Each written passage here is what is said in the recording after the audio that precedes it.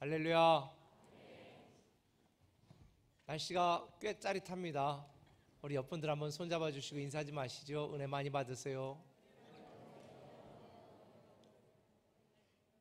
우리 이 시간에 또 드림채플에서 카페 스토리에서 함께 예배하는 성도님들에게도 인사드립니다.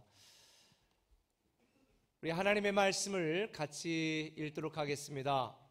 하나님의 말씀은 고린도전서 3장 1절에서 8절까지의 말씀입니다. 제가 먼저 읽습니다. 형제들아, 내가 신령한 자들을 대함과 같이 너에게 말할 수 없어서 육신에 속한 자 곧 그리스도 안에서 어린 아이들을 대함과 같이 하노라. 내가 너희를 젖으로 먹이고 밥으로 아니하였노니 이는 너희가 감당하지 못하였음이거니와 지금도 못하리라. 너희는 아직도 육신에 속한 자로다. 너희 가운데 시기와 분쟁이 있으니 어찌 육신에 속하여 사람을 따라 행함이 아니리요. 어떤 이는 말하되 나는 바울에게라 하고 다른 이는 나는 아볼로에게라 하니 너희가 육의 사람이 아니리요. 그런즉 아볼로는 무엇이며 바울은 무엇이냐? 그들은 주께서 각각 주신 대로 너희로 하여금 믿게 한 사역자들이니라. 나는 심었고 아볼로는 물을 주었으되 오직 하나님께서 자라나게 하셨나니 그런즉 심는 이나 물 주는 이는 아무것도 아니로되 오직 자라게 하시는 이는 하나님뿐이니라. 심는 이와 물 주는 이는 한 가지이나 각각 자기가 일한 대로 자기의 상을 받으리라. 아멘. 올해 우리 교회가 착한 교회를 추구하고 있는데요, 많은 성도님들이 너무 좋다고 착한 교회 이 개념과 또 이야기가 너무 좋다고 말씀하시는 분들이 참 많습니다. 그런데 제가 이 착한 교회에 대해서 계속 말씀을 준비하고 묵상을 하면서 저는 좀 불편한 생각이 드는 성도님들도 있을 수 있겠다라는 생각을 했습니다. 왜냐하면 제가 목사들로 자라면서 이 착한 아이 컴플렉스가 좀 있었거든요.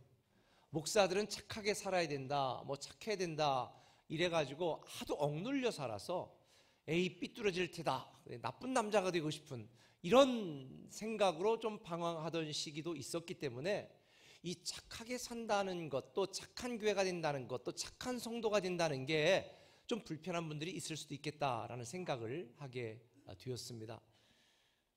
사실 요즘 착하게 산다는 말이 어떤 면에서 보면 좀 어리숙하고 좀 바보 같고 손해보는 이런 개념이 착하다라는 개념이 아니겠습니까? 그렇게 생각하는 사람들도 꽤 있는 것 같아요. 그러다 보니까 착한 교회 착하게 살자, 뭐 또 착한 성도가 되자라는 말이 뭔가 또 우리가 힘없이 당하거나 그러지 않아도 예수 믿는다고 불이익을 당하는 것 같고 내색도 못하고 좀 뭐 사랑으로 해야 된다고 손해보는 것 같은데 또 뭘 또 속없이 퍼줘야 되는가, 막 이런 생각을 갖고 있는 분이 있을 수도 있겠다라는 생각을 했습니다. 그러나 우리가 착한 교회가 되자라고 하는 이 착하다라고 하는 개념은 제가 일전에 말씀드렸던 것처럼 본질의 회복을 말합니다. 존재의 회복을 말하는 거예요. 왜냐하면 교회가 원래가 착한 교회거든요. 원래가 세상의 소금과 빛의 역할을 감당하는 원래가 착한 교회, 이게 교회의 본 모습입니다. 그러니까 교회가 교회되고 성도가 성도 되어지고 신앙이 신앙생활 되어지면 그냥 착한 교회, 착한 성도가 되어지는 것입니다. 우리가 지난해까지 새로운 교회가 되자, 이 새로운 교회도 본질과 존재의 회복에 대해서 여러분에게 말씀을 드렸는데 착한 교회는 사실 새로운 교회와 같은 개념이에요. 왜냐하면 새로운 교회가 우리가 그런 교회로 교회 안에서 그런 교회로 회복되자였다면 착한 교회는 이제 교회 안에서만 교회의 본질, 교회됨을 회복하는 것이 아니라 교회 바깥에서도 그런 교회가 되자라고 하는 것이 사실 착한 교회거든요. 결국 제가 묵상하면서 생각을 해볼 때에 착한 교회가 뭐냐를 핵심적으로 정의를 하자면 하나님을 사랑하고 이웃을 사랑하는 주님이 말씀하신 두 개의 계명을 균형을 맞춰서 그 본질에 충실한, 그 사명에 충실한 교회가 되는 게 그냥 착한 교회예요. 그러니까 우리가 뭔가 또 큰 일을 하자, 뭔가 내가 손해보자, 나는 그렇지 않은데 뭐 착한 척하자, 이게 착한 교회가 아니라 그냥 하나님 사랑하고 이웃을 사랑하는 이런 기본이 되어진 이런 본질에 충실한 이런 교회가 착한 교회, 이런 성도가 착한 성도라고 여러분 생각하시면 됩니다. 사실 우리가 하나님을 사랑하는 마음도 없고 이웃을 사랑하는 마음도 없는데 사람들의 시선을 의식해서 억지로 하는 건 이건 바리새인과 같은 거예요. 저는 여러분들을 바리새인을 만들겠다는 의도가 아닙니다. 하나님 사랑하고 이웃을 사랑하는 이 본질의 회복, 이런 삶을 살아가게 되어지면 이런 삶이 바로 착한 삶이고 착한 교회고 착한 성도가 되는 줄 믿으시길 바랍니다. 우리가 마땅히 해야 될 일을 하는 교회, 마땅히 살아야 될 삶을 살아가는 것, 이런 삶을 살아가면 우리는 우리가 의도하지 않아도 새로운 기쁨을 누리게 되는 겁니다. 근데 요즘 이렇게 당연하고 평범하고 너무 본질적인 이런 교회, 이런 건강한 교회, 좋은 교회, 착한 교회 찾는다는 게 쉬운 일은 아닌 것 같아요. 나아가서 이렇게 그냥 당연한 걸 당연하게 생각하는 착한 성도 찾는 것도 만만한 일은 아닌 것 같습니다. 요즘만 그런 게 아니라 성경에 등장하는 교회들도 그랬던 것 같습니다. 오늘 우리가 읽었던 이 고린도 교회, 사실 이 고린도 교회가 문제가 참 많은 교회였습니다. 여러분들이 고린도 전후서를 읽어보면 마치 오늘날 교회의 축소판처럼 많은 문제를 갖고 있었던 교회. 사실 이 고린도라고 하는 지역은 항구 도시였고 오늘날로 말하면 미국으로 말하면 라스베가스 같은 향락의 도시였습니다. 이런 곳에서 신앙생활하고 열심히 하나님을 섬기겠다고 하는 이 고린도 교인들 정말 열심히 신앙생활을 했거든요. 그래서 바울이 그들을 격려하고 칭찬도 했습니다. 그런데 오늘 보면 그들은 착한 성도로 하나님을 섬긴 게 아니라 나쁜 성도로 하나님을 섬겼습니다.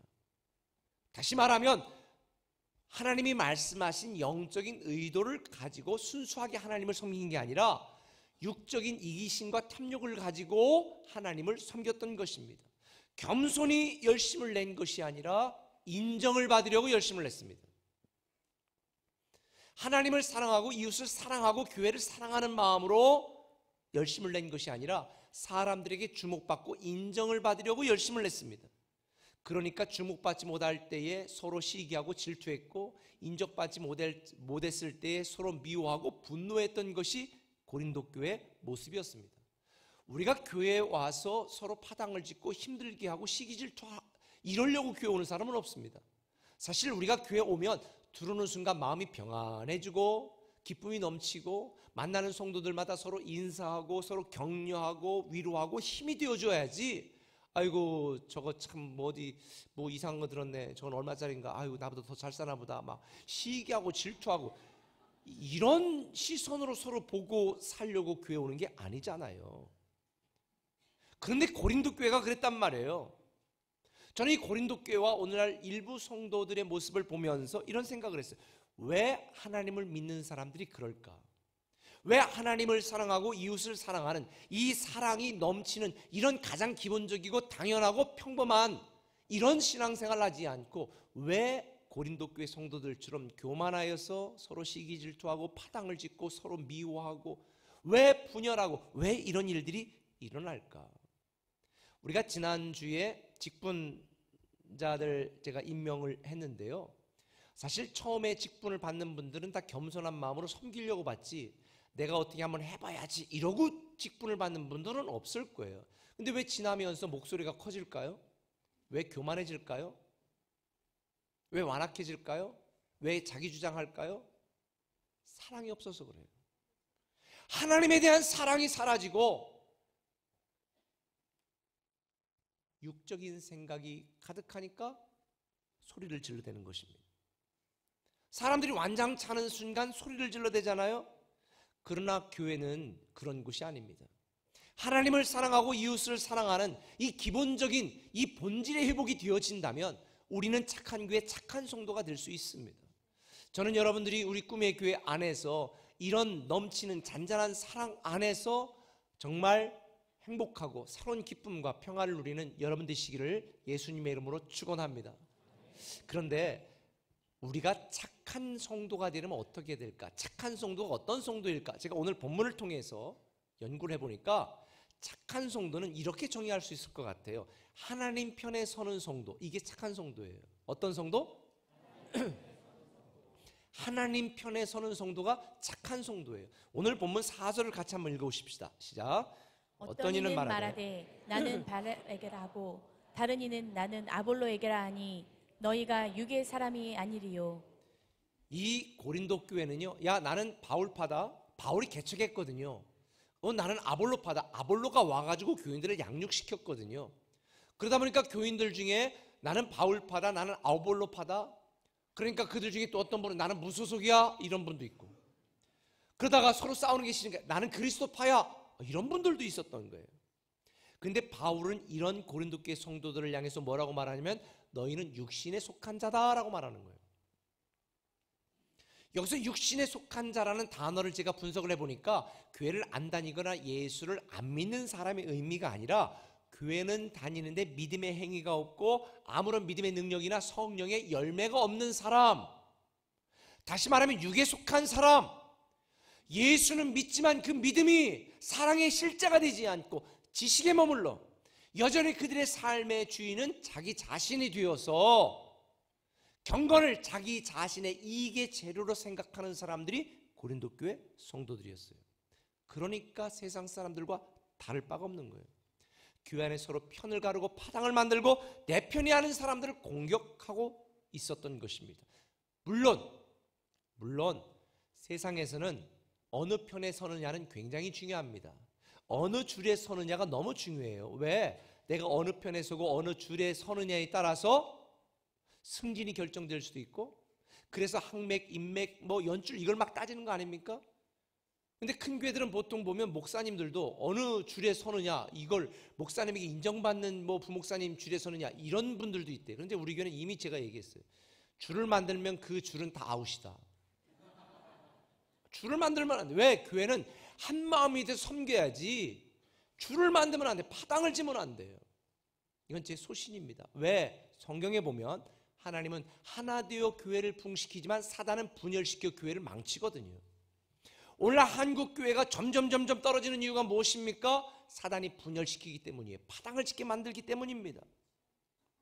조선이 왜 망했어요? 파당 져서 망한 거예요. 당파 싸움하다가. 교회가 왜 망합니까? 서로 파당을 지니까. 담임 목사파, 장로파, 무소속, 그리스도파 아무 소용이 없는 거예요. 아무 소용이 없어요. 심지어 어느 교단이냐, 이것도 아무런 필요가 없어요. 하나님 나라에는 하나님 편이냐 마귀 편이냐만 있는 거지, 장로교 합동측이냐 통합측이냐. 저는 장로교가 너무 파가 많아가지고, 여러분 이게 침략이냐 성교육이 하나도 중요하지 않아요. 하나도. 제가 주중에 우리 글로리 채플에 안내하는 집사님이 주중에 한 분이 와가지고 교회를 돌아보고 너무 좋다고, 아우 이렇게 아름다워요. 그래서 혹시 교단이 어디예요? 우리는 교단 별로 신경 쓰지 않는데 그래도 기독교 한국 침례에 속해서 침례교회요. 아이고 저는 안 나가요. 장로교회요. 그리고 확 나가시더래요. 그래가지고 너무 황당하셨다고. 여러분 하나님 나라에 장로교는 안방 가고 감리교는 뒷방 가고 침례교는 윗방 가겠습니까? 하나님 편이냐 마귀 편이냐밖에 없어요. 저는 여러분들이 올해 어느 파, 어느 사람, 어느 편에 설 거냐 이걸 걱정하지 마시고 나는 하나님 편에 설 거냐 하나님 편에 안 설 거냐 이걸 결정하셨으면 좋겠어요. 우리 모두는 다 하나님 편에 서야 돼요. 사람 편에 서서 그 사람이 힘이 없어지면 그 편은 다 죽어요. 그런데 하나님 편에 서면요 죽을 일이 없어요. 이걸 알았던 링컨 대통령, 미국의 링컨 대통령이 계속 남북전쟁 때 졌거든요. 마지막 전쟁을 앞두고, 정말 마지막 운명을 가를 전쟁을 앞두고 그 참모들이 링컨에게 뭐라고 말했어요? 각하, 하나님이 정말 이 전쟁에서 우리 편이 되어주실까요? 그때 링컨이 유명한 말을 했잖아요. 하나님이 우리 편인지 아닌지 나는 관심이 없습니다. 나의 가장 큰 관심은 내가 하나님 편에 서는 것입니다. 내가 하나님 편에 서는 거예요. 내가 하나님 편에 서면 하나님은 우리를 대적하고 우리를 힘들게 하는 세상의 수많은 사람들로부터 우리를 승리케 하시고 이기게 하시고 지키시고 보호하십니다. 그래서 시편 118편 6절에 보면 시편 기자가 이렇게 고백한 거예요. 여호와는 내 편이시라 내가 두려워하지 아니하리니 사람이 내게 어찌할까? 여호와께서 내 편이 되사 나를 돕는 자들 중에 계시니 그러므로 나를 미워하는 자들에게 보응하시는 것을 내가 보리로다. 여러분이 하나님 편에 서시면 하나님은 언제나 변함없이 여러분이 편이 되어주셔서 여러분이 항상 마지막에 웃고 이기는 자가 되실 줄 믿습니다.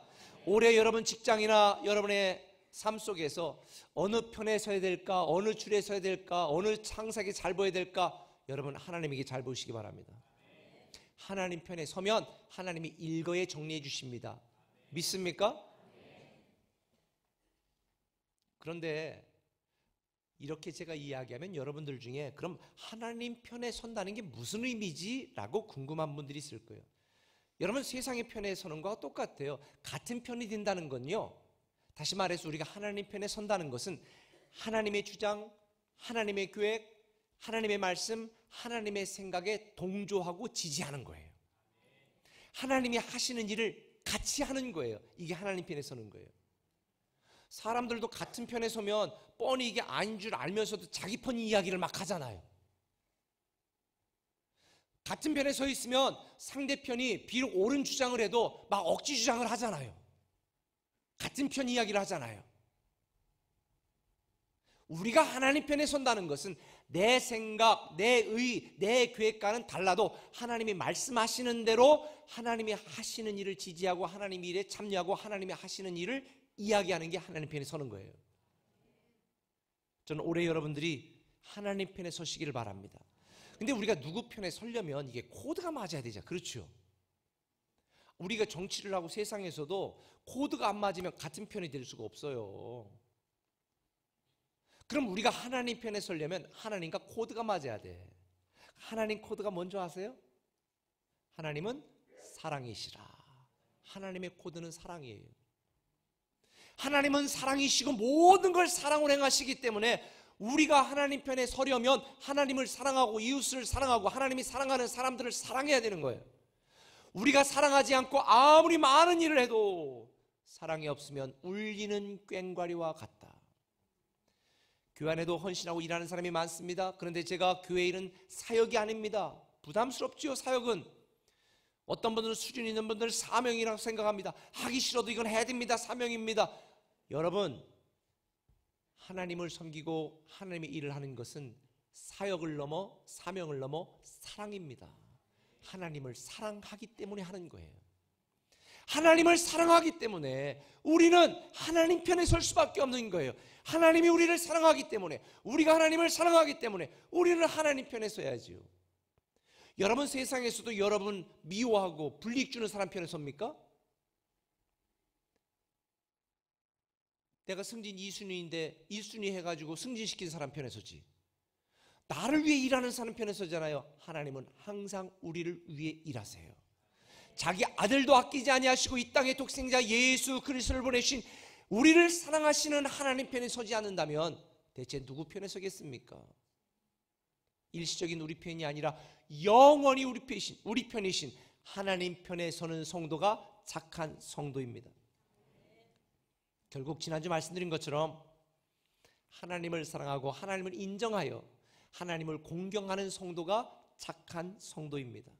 올해 여러분들이 새로운 기쁨이 넘치는 한 해가 되기를 원하신다면 여러분의 생각과 다르고 여러분의 계획과 다르고 여러분의 감정과 다르다 할지라도 여러분을 사랑하시는 하나님 편에 서기로 다니엘처럼 뜻을 정하고 결단하시길 바랍니다. 하나님 편에 서는 순간 여러분의 인생은 새로운 기쁨이 넘치게 되어 있어요. 제가 작년에도 소개한 적이 있는데 출애굽기 32장에 보면 한 사건이 나오잖아요. 모세가 시내산에 가서 십계명을 받으러 40일 동안 나타나지 않으니까 성도들이 어떻게 했어요? 금송아지를 만들고 이게 우리 하나님이다 그랬어요. 그때 모세가 내려와서 너무 분노하고 진노했잖아요. 그때 뭐라고 그랬어요? 모세가 그들을 보면서 한번 읽어볼까요? 출애굽기 32장 26절 같이 읽습니다. 이에 모세가 진 문에 서서 이르되 누구든지 여호와의 편에 있는 자는 내게로 나아오라 하매 레위 자손이 다 모여 그에게로 가는지라. 29절 모세가 이르되 각 사람이 자기의 아들과 자기의 형제를 쳤으니 오늘 여호와께 헌신하게 되었느니라. 그가 오늘 너희에게 복을 내리시리라. 여러분, 모세가 말하는 거예요. 이렇게 범죄한 백성들, 여기에 내 사촌도 있고 사돈의 팔촌도 있다. 근데 누가 하나님 편에 서서 이들을 처단할 것이냐? 그때 레위지파가 우리가 하겠습니다. 그리고 나선 거예요.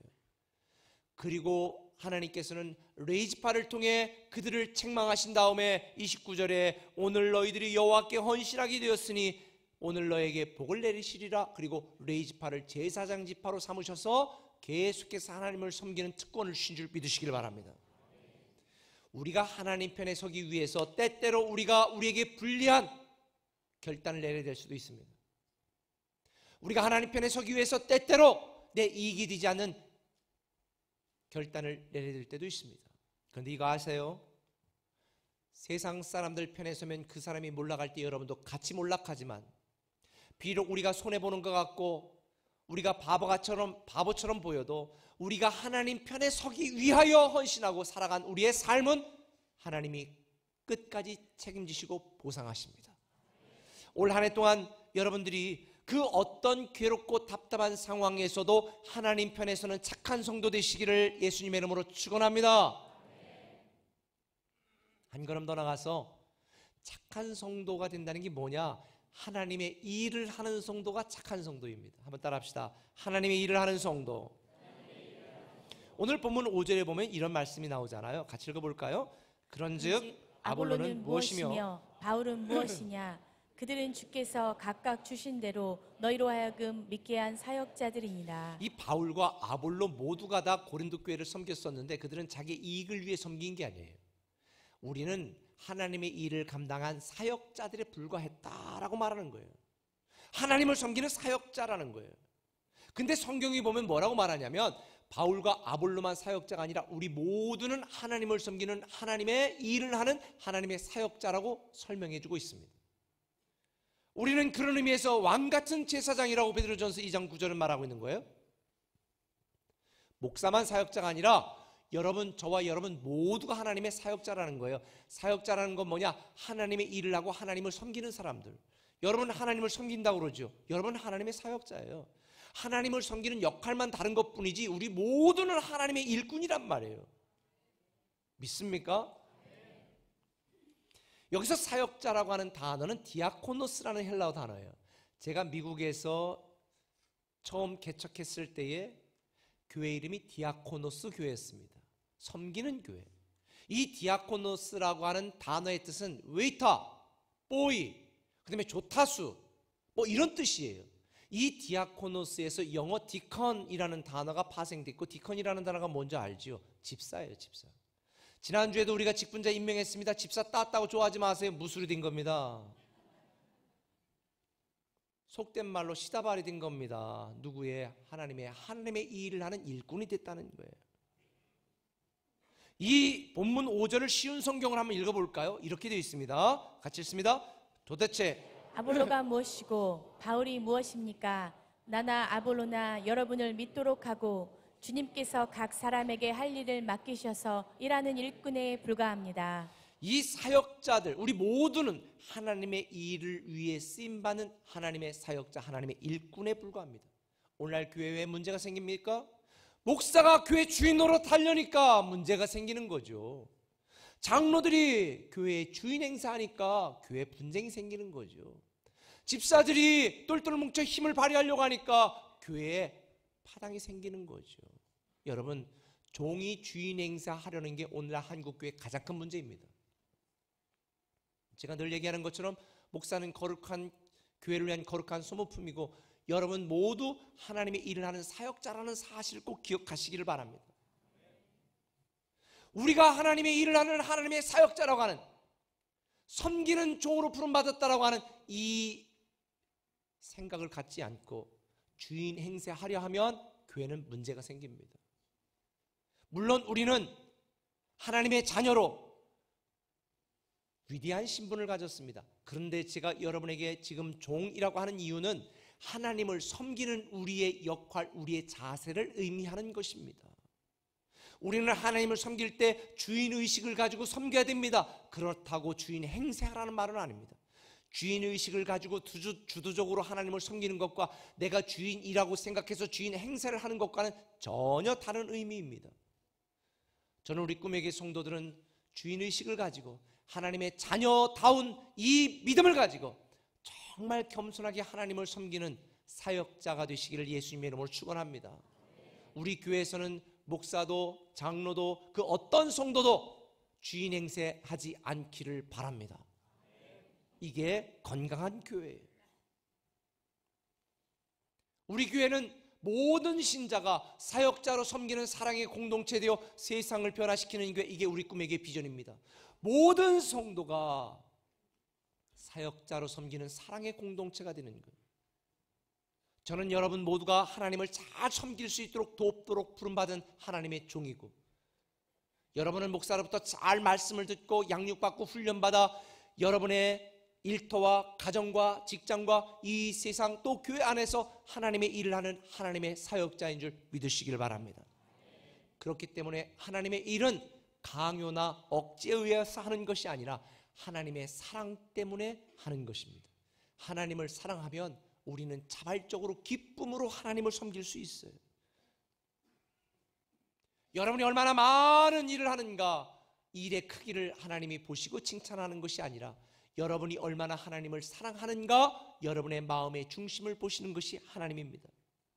우리가 하나님의 일을 하고 하나님이 하시는 일에 동참하면 우리는 착한 성도가 되고 하나님 나라, 하나님이 주시는 하나님 나라 수준의 기쁨을 이 땅에서도 누리게 되는 줄 믿습니다. 물론 고린도 교회 성도들은요 굉장히 열심을 내고 섬겼습니다. 그런데 그들의 열심은 바리새인들의 열심과 같았어요. 어떤 분들은 바리새인들을 굉장히 우습게 여깁니다. 왜냐하면 교회에서 목사들이 계속 바리새인 나쁜 놈이라고 그러잖아요. 근데 여러분 여기서 오해하지 말아야 될 것, 바리새인들이 나쁜 인간이 아니에요. 굉장히 신실하고 종교적인 열심을 가졌던 사람들입니다. 그들은요 성경을요 달달 외웠어요. 일주일에 한 번씩은 무조건 금식했습니다. 제가 언젠가 전교인 하루 금식을 하자 그랬었거든요. 전교인 하루 금식을 하자 그랬는데, 금식을 해보신 분은 알겠지만 하면 저녁 때쯤 머리가 아파요. 배가 고프면 막. 그러니까 어떤 집사님이 밥을 다 해놓고 반찬까지 딱 해놓고 12시 딱 될 때까지 기다리다가 12시 땡 되니까 밥을 막 먹기 시작했대. 다 해놓고 그냥 침막 꼴깍꼴깍 삼키고 기다리다가 시계만 보고 있다가 12시 땡 되니까. 그런데 우리는 그렇게 힘든 걸 이들은 일주일에 한 번씩 한단 말이에요. 11조 생활 철저히 합니다. 반찬에 11조까지 했다는 거예요. 그런데 왜 바리새인들을 하나님은 책망했을까요?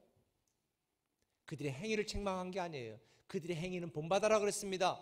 뭘 책망했을까요? 그들의 마음과 동기를 책망했습니다. 요한복음 5장 42절에 이렇게 책망합니다. 다만 하나님을 사랑하는 것이 너희 속에 없음을 알았도다. 바리새인을 향한 말이에요. 그 속에 뭐가 없었다? 사랑이 없었어요. 하나님을 사랑하여 한 게 아니라 자기의 의의를 드러내고 자기의 열심으로 한 거예요. 그래서 성경에 보면 하나님이 일을 하는 사람들에게 말합니다. 하나님의 열심으로 섬기라고 말합니다. 나의 열심이 아닙니다. 하나님의 열심으로 섬기라는 것입니다. 나의 열심은 내 의의를 드러나고 내가 주목받고 내가 인정받는 열심이지만, 하나님의 열심은 하나님을 사랑하는 것이 동기가 되어 하나님을 사랑하기 때문에 일하는 하나님의 일, 이것이 하나님의 열심이에요.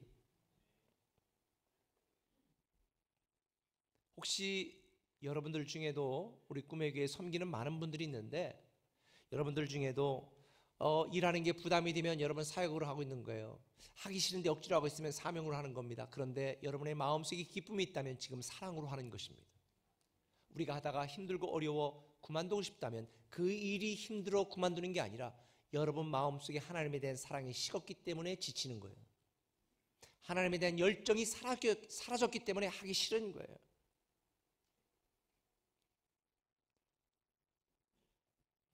우리가 예수 믿는 행복과 기쁨을 누리려면 행위에 앞서서 본질이 바뀌어야 됩니다. 하나님에 대한 사랑이 동기가 되어 섬겨야 됩니다. 성경은 이것을 하나님의 열심이라고 표현하는 거예요. 사랑하는 꿈의 교회 성도 여러분, 저는 여러분들이 하나님의 열심으로 사랑이 동기가 되어 하나님의 일을 하는 저와 여러분 되시기를 예수님의 이름으로 축원합니다. 근데 여기에서 이 말을 하면 여러분에게 지금 아이고 나한테는 해당 사항 없다 생각하는 분들이 대다수일 거예요. 왜? 안 섬기니까. 하나님 일을 안 하니까. 그래서 제가 여러분에게 하나님의 일이 뭐냐 이걸 좀 알려드려야 되겠어요. 왜? 여러분 모두 하나님의 사역자니까. 자, 요한복음 6장 29절을 같이 한번 읽어보실까요? 같이 읽습니다. 시작. 예수께서 대답하여 이르시되 하나님께서 보내신 일을 믿는 것이 하나님의 일이니라 하시니. 예수님께 뭐라고 말했어요? 하나님의 일이 뭐라고요? 하나님이 보내신 예수 그리스도를 믿는 것이 하나님의 일이라는 거예요. 뭘 믿는 거예요? 예수님이 내 인생의 구원자요 내 주인이라는 걸 믿는 거예요.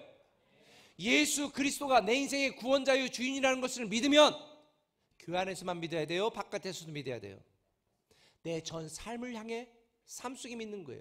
다시 말하면 하나님의 일은 교회 와서 주차 관리하는 거, 교사하는 거, 목자하는 거, 이게 하나님의 일의 전부가 아니라 내 모든 삶의 영역에서 예수 그리스도가 내 인생의 구원자요 주인이라는 걸 믿고 인정하고 그렇게 살아내는 삶이 하나님의 일이에요. 목사에게 하나님의 일은 강단에 설교하고 가르치는 일만 하나님의 일이 아니라 사실은 살아가는 모든 삶이 하나님의 일인 거예요. 여러분도 마찬가지예요. 그래서 성경에 보면 너희가 먹든지 마시든지 무엇을 하든지 하나님의 영광을 위하여 하라는 이 말은 여러분이 가진 것, 소유한 것, 여러분의 존재 자체가 그 주인이 여러분이 아니라 누구라고? 예수 그리스도라는 사실을 믿고 여러분의 삶 속에 그렇게 살아내는 삶이 하나님의 일이에요. 그러므로 여러분의 직장생활 하나님의 일입니다. 여러분의 가정생활 하나님의 일입니다. 여러분의 사업장 하나님의 일입니다. 여러분의 자녀 양육 하나님의 일입니다. 그런데 이 고린도 교회 성도들은 예수 그리스도가 자기의 주인이라는, 그래서 예수 그리스도를 높이고 그분의 뜻에 순종하기 위하여 섬기고 열심을 낸 것이 아니라 내 의 드러내고 내가 인정받기 위하여 섬겼기 때문에 그들은 책망을 받은 것입니다. 하나님의 일은 안수받은 목사들만 하는 게 아니고 교회 직분자들만 하는 게 아니라 여러분 모두가 하나님의 사역자예요. 하나님을 믿는 것이, 하나님이 보내시는 일을 믿는 것이 하나님의 일이라면 하나님이 보내신 예수 그리스도의 제자가 되고 그분의 말씀을 따르고 그분의 명령을 따르고 그분이 사랑하라고 했으니 우리도 사랑하며 살아가는 우리의 삶이 하나님의 일이에요. 저는 여러분이 하나님의 일을 하는 하나님의 사역자로서 올 한 해를 사시기를 예수님의 이름으로 축원합니다.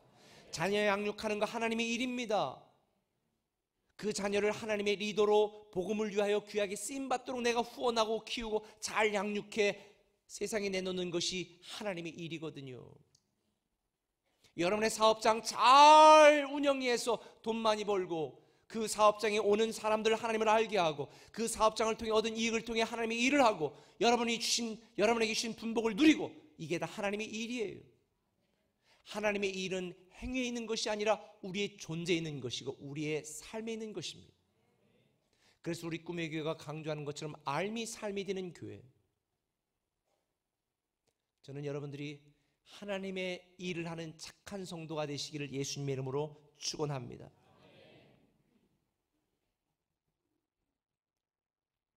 그런데 오늘 본문 7절에 보니까 그런즉 심는 이나 물 주는 이는 아무것도 아니로되 오직 자라게 하시는 이는 하나님뿐이로다, 이렇게 말하잖아요. 여러분 하나님의 일을 하는데 여러분의 능력으로 여러분의 실력으로 일하는 게 아니에요. 누가 하는 거에 다? 하나님이 하시는 거예요. 제가 2007년도에 14년 동안 일하고 너무 힘들고 지쳐가지고 좀 쉬었으면 좋겠다, 안식년을 갔으면 좋겠다 이런 생각을 했는데, 그때 공주에서도 매주마다 뭐 10몇 명씩 계속 성도들이 오니까 쉴 수가 없는 거예요. 목사님 이렇게 새 가족들이 오는데 어떻게 쉽니까? 그런데 그때 기도했어요. 하나님 말씀해 주십시오. 그때 제가 깨달은 말씀이 이겁니다. 네가 했냐? 네 능력으로 했어? 네 실력으로 했냐? 다 내가 한 거야. 그때 제가 딱 깨달았어요. 아, 하나님 제가 한 게 아니군요. 하나님이 하셨군요. 하나님이 하세요. 그리고 제가 딱 떠났어요. 10개월 동안. 그리고 제가 딱 떠나 10개월 동안 교회가 망했냐 줄었냐? 아니라니까. 10%가 더 성장을 했다니까. 여러분 삶에 여러분의 능력으로 실력으로 한 줄 아세요? 착각하지 마세요. 다 누가 하신 거예요? 하나님이 한 거예요. 제가 오늘 공주 설교하고 오면서도 그랬어요. 여러분 참 많이 애쓰고 여러분 통해서 한 많은 일들이 있습니다. 근데 착각하지 마세요. 여러분이 한 거 아니에요. 누가 한 거예요? 하나님이 하신 거예요. 하나님이 우리를 통해 하신 거지. 내 능력으로 한 게 아니에요.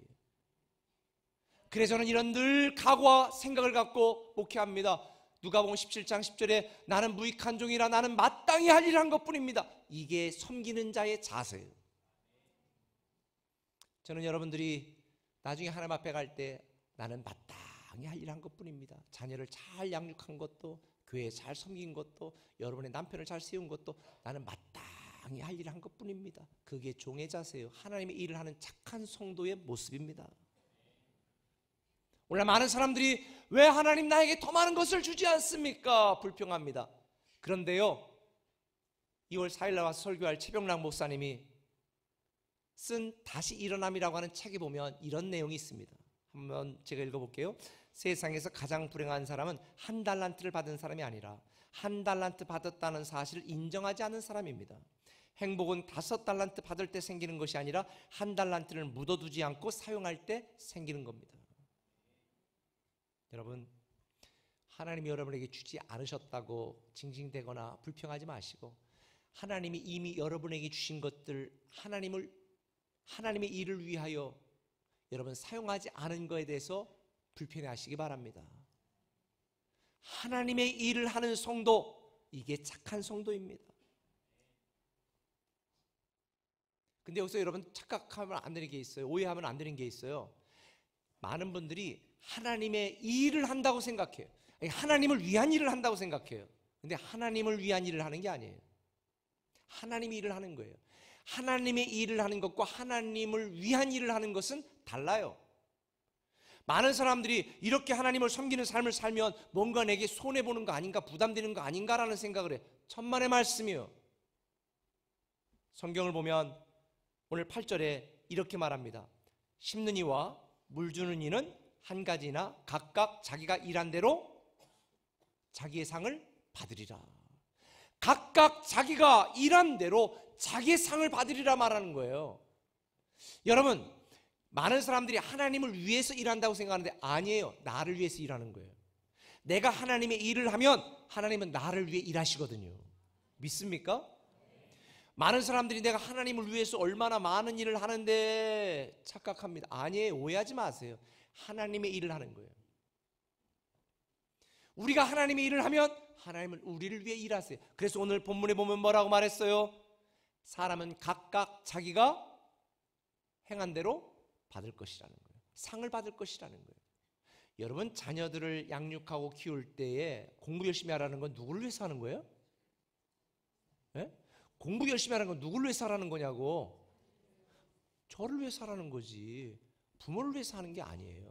하나님이 여러분에게 하나님의 일을 하라는 것은 여러분을 위하여 여러분에게 더 많은 상을 주시기 위해서 하는 거예요. 저는 여러분이 하나님의 일을 하는 착한 성도가 되시길 바랍니다. 다 여러분을 위한 것입니다. 이기주 작가 쓴 오늘 행복해야 내일도 행복하다라는 책에 있어요. 이 책에 보면 이런 이야기를 합니다. 후회가 된다는 건 어쩌면 최선을 다하지 못했다는 것이다. 미련이 남는다는 건 어쩌면 노력을 다하지 못했다는 것이다. 올해 여러분 하나님의 일을 하고 하나님을 사랑하는데 여러분 후회하지 않을 만큼 사랑하시기 바랍니다. 여러분 하나님 섬기되 미련이 남지 않을 만큼 섬기시기 바랍니다. 올해 우리 꿈에게는 여러 분야에서 많이 섬기는 분들이 있습니다.